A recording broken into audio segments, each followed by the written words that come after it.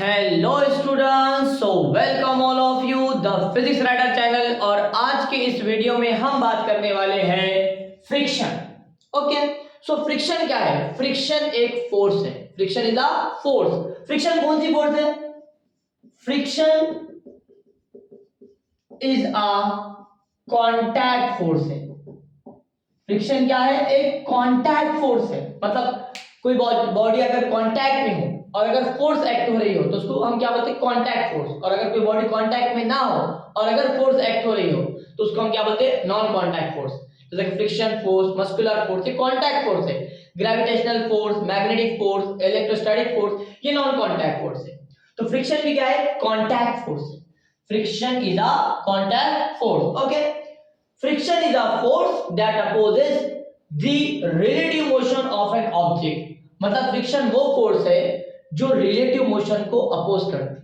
जैसे कि मान लो यहां पर हमारे पास एक ब्लॉक है ए, हमने इसको एक फोर्स लगाया एफ। ओके, अब हमने जब इसको फोर्स लगाया एफ, हम जो फोर्स लगा जिसको अप्लाइड फोर्स बोलते हैं, राइट? तो हमने फोर्स लगाने के बाद ये कहीं में आ गया, ब्लॉक मोशन में आ गया। कहीं में आ गया? मोशन में। तो इसमें यहां पे क्या हो रहा है? ये सरफेस और ये ब्लॉक के बीच में क्या हो रहा है? रिलेटिव मोशन हो रहा है। तो इस रिलेटिव मोशन को कौन अपोज करेगा? फ्रिक्शन अपोज करेगा। Is that clear? मतलब ये ऑब्जेक्ट का अगर इधर मोशन हो रहा हो तो इन दोनों के बीच में क्या हो रहा है? रिलेटिव मोशन हो रहा है। सरफेस और ब्लॉक के बीच में क्या हो रहा है? Relative motion. तो इस रिलेटिव मोशन को अपोज कौन करेगा? Friction force. Is that clear? अगर रिलेटिव मोशन हो रहा या टेंडेंसी ऑफ रिलेटिव मोशन, जैसे यहां पे क्या हो रहा है? यहां पे रिलेटिव मोशन हो रहा, ऑब्जेक्ट आगे जा रहा है, तो इसको अपोज कौन कर रहा है? फ्रिक्शन। यहां मान लो हमने इसको, ये ब्लॉक बी है, इसको हमने फोर्स लगाया एफ, राइट? और ये रेस्ट में है, मतलब फोर्स लगाने के पहले भी रेस्ट में था और फोर्स लगाने के बाद भी रेस्ट में है। मान लो हमने लगाया इस पे 5 न्यूटन की फोर्स। अप्लाइड फोर्स कितनी लगाने? 5 न्यूटन लगाया। अब 5 न्यूटन लगाने के बाद ये ब्लॉक आगे नहीं गया, राइट? मतलब रेस्ट में पहले भी था, फोर्स लगाने के बाद भी रेस्ट में है। तो हमारी 5 न्यूटन फोर्स कहां है? तो इसको अपोज किसने करा? फ्रिक्शन ने अपोज करा।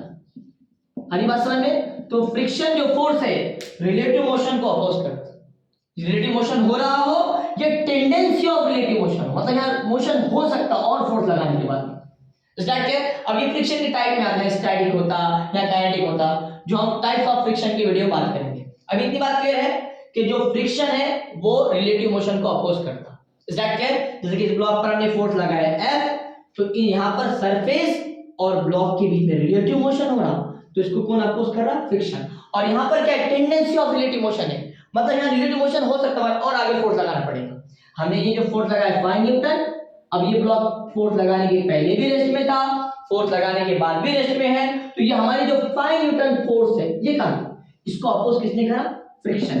Is that clear? टेंडेंसी थी रिलेटिव मोशन की।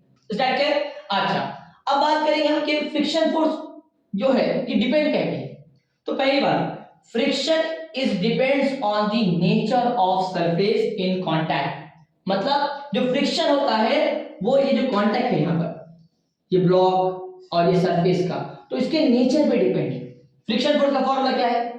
या तो हम म्यू के इनटू एन लेते या म्यू एस, यहां पे क्या आएगा? यहां पे आएगा mu S into N, right? तो यहां पर जो नॉर्मल रिएक्शन है ये क्या बताता है? नॉर्मल रिएक्शन वेट बताता है। तो फ्रिक्शन फोर्स एक तो वेट पे डिपेंड होता है, वेट पे, राइट? मतलब ये ऑब्जेक्ट जो है ब्लॉक सरफेस पे रखा हुआ है, नीचे कौन सी फोर्स लगती है? Gravitational mg। लेकिन ये ऑब्जेक्ट नीचे जाता है क्या? नहीं, बल्कि इसको ऊपर कौन रुकाता? Normal reaction रुकाता। तो ये mg फोर्स किसके बराबर रहेगी? mg फोर्स बराबर रहेगी नॉर्मल रिएक्शन की। तो ये क्या हो गया? ये वेट हो गया। क्या हो गया? वेट। तो जितना ज्यादा वेट रहेगा उतना ज्यादा फ्रिक्शन फोर्स रहेगा। जैसे कि मान लो ये हमारे, मैंने राइट हैंड का पाम लिया और इस बोर्ड के ऊपर रखा, राइट? अब मैं इसको आगे की तरफ पुश कर रहा हूं, राइट? क्लियर? तो ये आगे बढ़ रहा है लेकिन मेरे हाथ में कौन रुका रहा है? फ्रिक्शन। कौन रुका रहा है? फ्रिक्शन। जितना ज्यादा मैं इसको प्रेस करूंगा उतना ज्यादा फ्रिक्शन लगेगा। इसका क्लियर? क्योंकि फ्रिक्शन क्या पे डिपेंड है? वेट पे। जितना ज्यादा मैं प्रेस कर रहा हूं उतना ज्यादा मैं वेट लगा रहा हूं, ज्यादा वेट लगाऊंगा तो ज्यादा फ्रिक्शन लगेगा। इसके अलावा ये और क्या पे डिपेंड है? नेचर पे डिपेंड है मटेरियल की। मतलब नीचे का अगर जो सरफेस है वो अगर हार्ड है, रफ है, तो वहां ज्यादा फ्रिक्शन लगेगा। यहाँ कम लग रहा है, अगर और ज्यादा हार्ड सरफेस दूं, मैं वॉल पे करूं तो और ज्यादा फ्रिक्शन लगेगा। स्टार्ट किया?